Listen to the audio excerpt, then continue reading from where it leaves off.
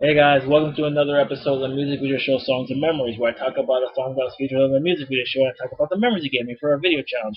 Now we're on day 18 and I want to talk about Break Me to the Life by Evanescence. A memory it gave me, again, much music came in there. Cut to 2002. Yeah, 2002.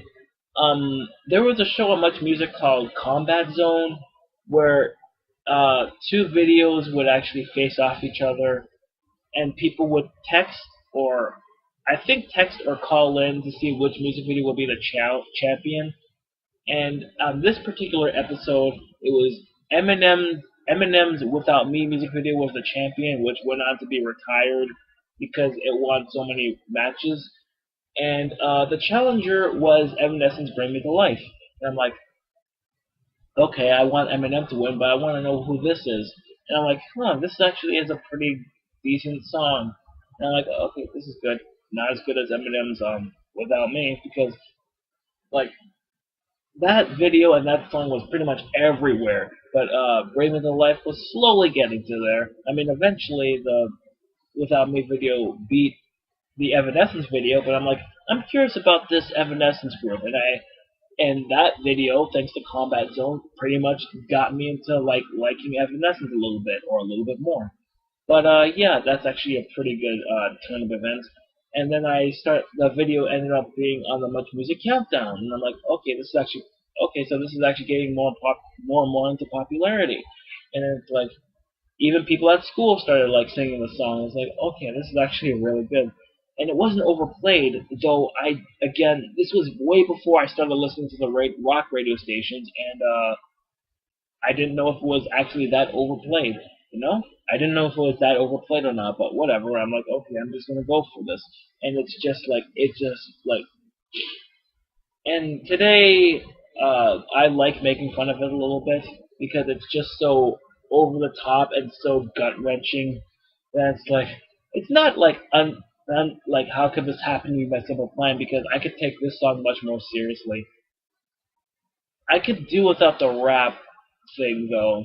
It pretty much that song pretty much. I didn't think of it at the time because I'm like, oh, there's a rapper in here. That means like Evanescence is some sort of rap rock hybrid.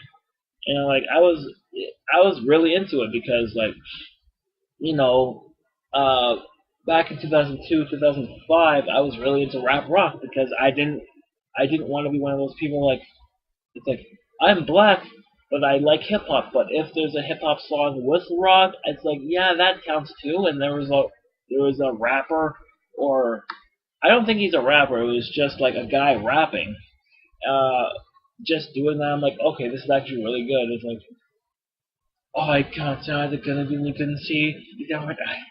I don't know the lyrics. It's like there's a.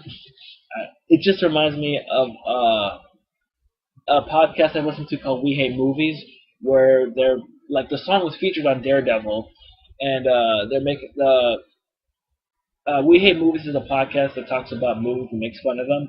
And one of the movies they made fun of was Daredevil, and they got to a part where they're talking about the Evanescence song, and at one point they're like, "Oh my God!"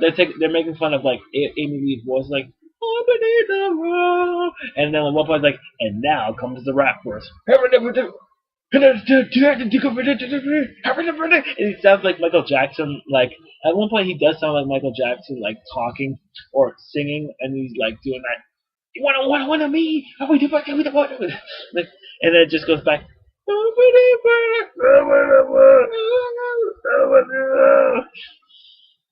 And like that just genuinely just got to me because I was laughing so hard. But the thing is, I still do like the song. Unironically, I make fun of the song, but I still like the song. Like eventually, I got a little bit more into Evanescence, although it's mostly because of the songs, their breakthrough album. Like I think it was called Fallen. It was more for the songs from the breakthrough album. Like I like their other songs. It's just that song would have gravitated me more if I didn't hear Everybody's Fool. I should actually talk more about that one, but whatever. Bring Me to Life came first, so yeah, that's pretty much how it was. Yeah, and I just couldn't get enough of the song in elementary school, and I'm glad that I didn't hear it on the radio because it would have been probably would have been overplayed as shit. But different folks for different strokes. I mean, different strokes for different folks.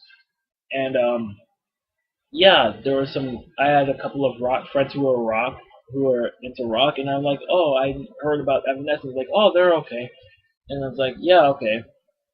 One of my friends introduced me to Slipknot, and I'm like, okay, that's fine. That's a story for another time. But yeah, I don't have much to say about this Evanescence song except thank you, Much Music, for that combat show. Otherwise, I wouldn't really have cared about Evanescence all that much. Well, I would have, but not that early on.